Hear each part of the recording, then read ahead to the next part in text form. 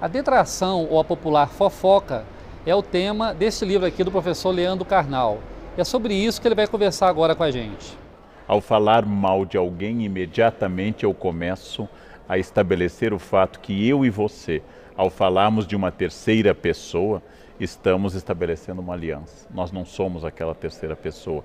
Isso cria a nossa identidade. Isso cria uma relação de amizade. Você é amigo também por falar mal de X ou Y e falar bem de X ou Y.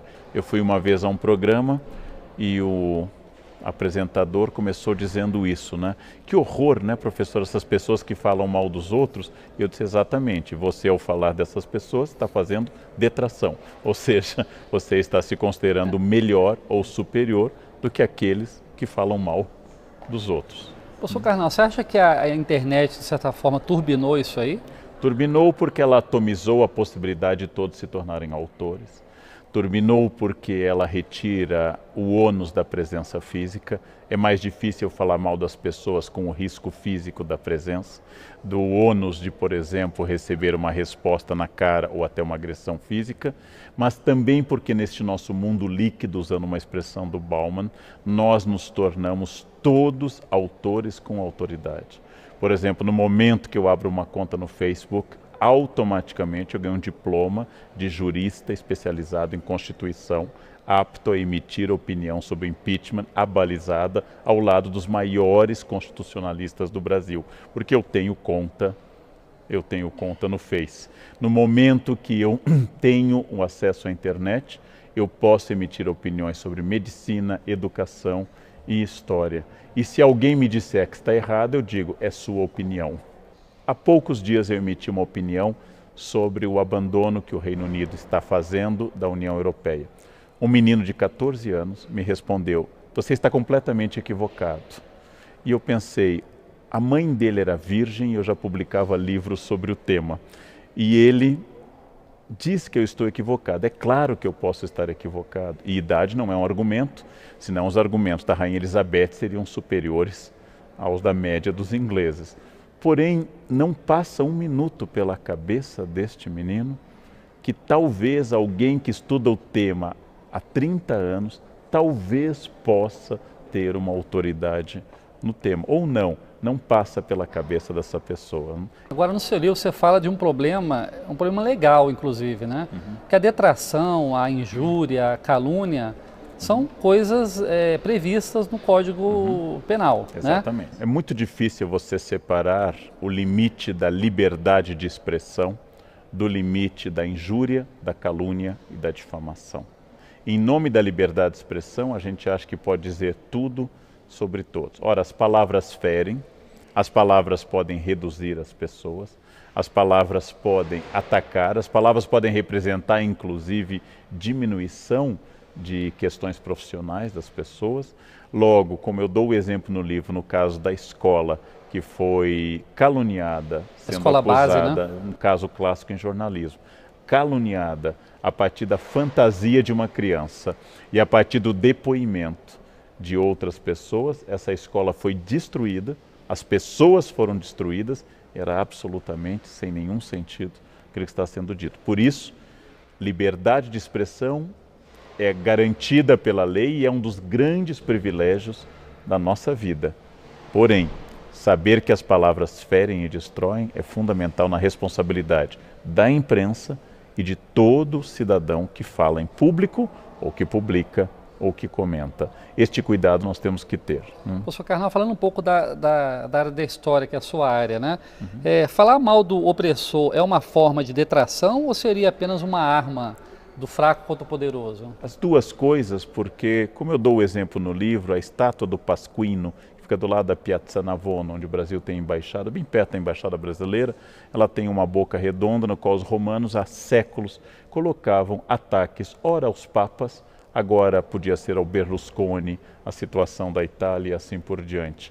O humor, a ironia popular, a charge, o veneno, é uma espécie de arma contra quem a gente não tem mais nenhum poder.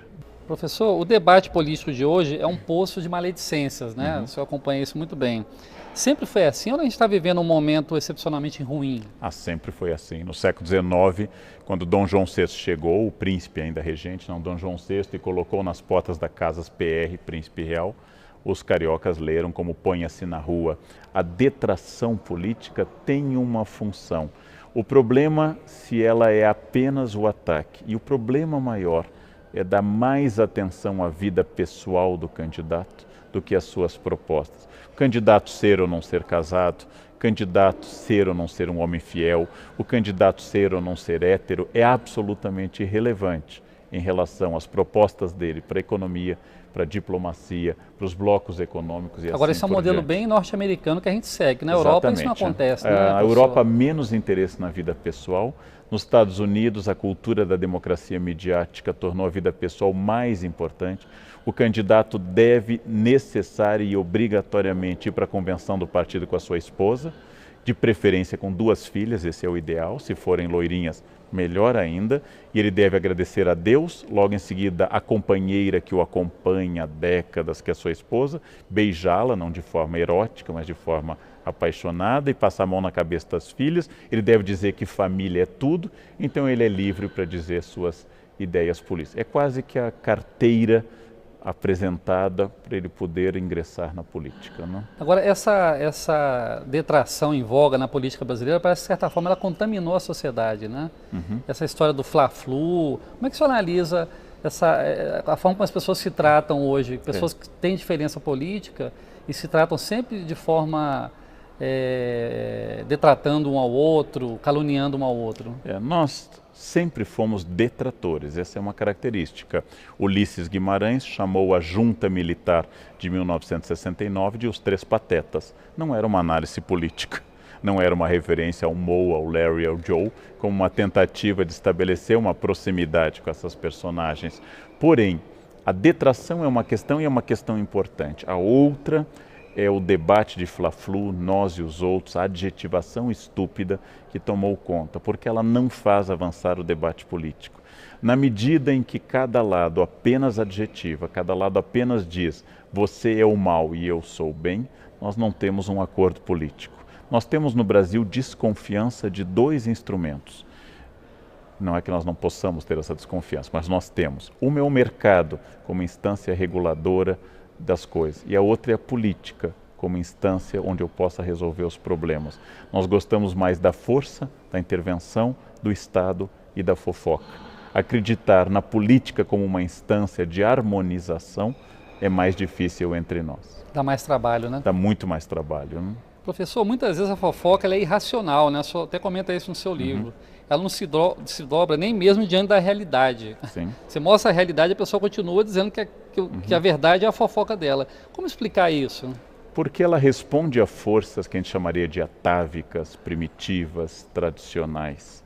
Então, por exemplo, nós historicamente fomos governados por presidentes quase sempre acima do peso.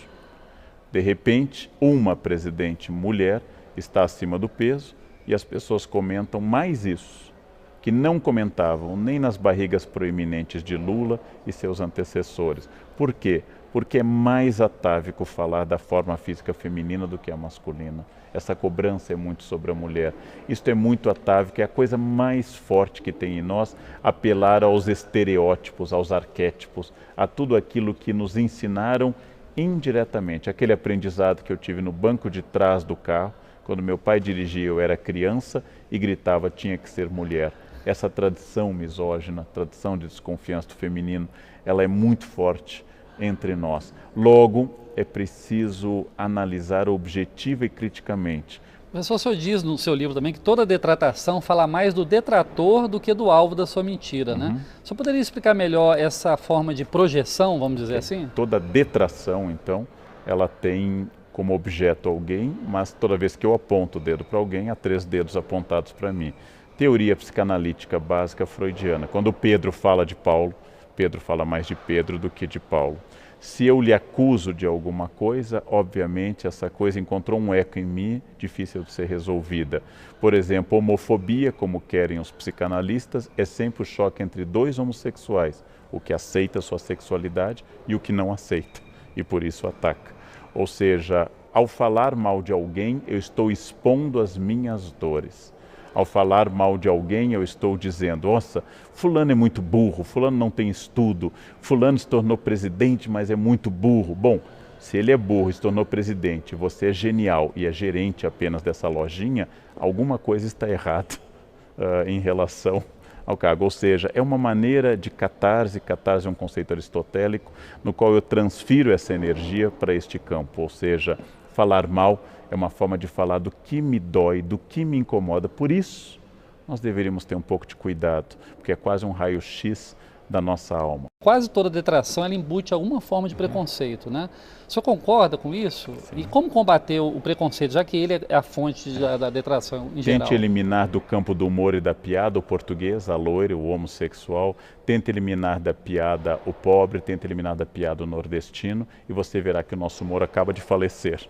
Porque o humor é um dos grandes campos do preconceito. Isso não entre nós. Na Grécia, Aristófanes, ao falar de Sócrates, Aristófanes, ao falar da democracia, nas suas comédias, cometia os mesmos tipos de preconceito.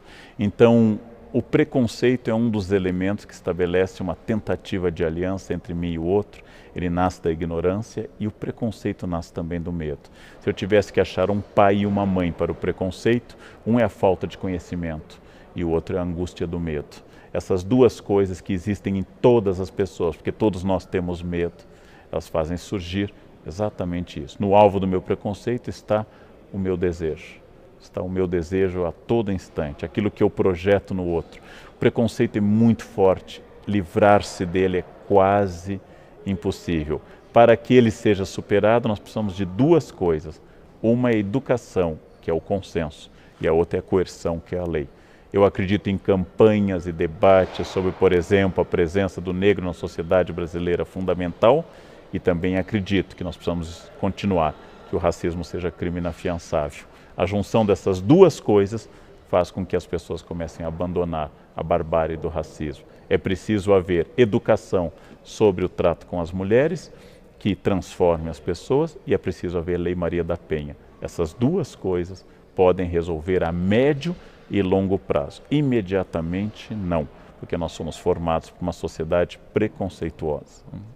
Não, porque o senhor falou no livro que a criança tem humor, ri e não é um humor preconceituoso, né? Exatamente. Marcou muito essa frase do senhor no seu livro. Professor, muito obrigado pela entrevista à TV Câmara, agradeço, um prazer. programa Casa das Palavras, e sucesso aí no seu livro. Obrigado.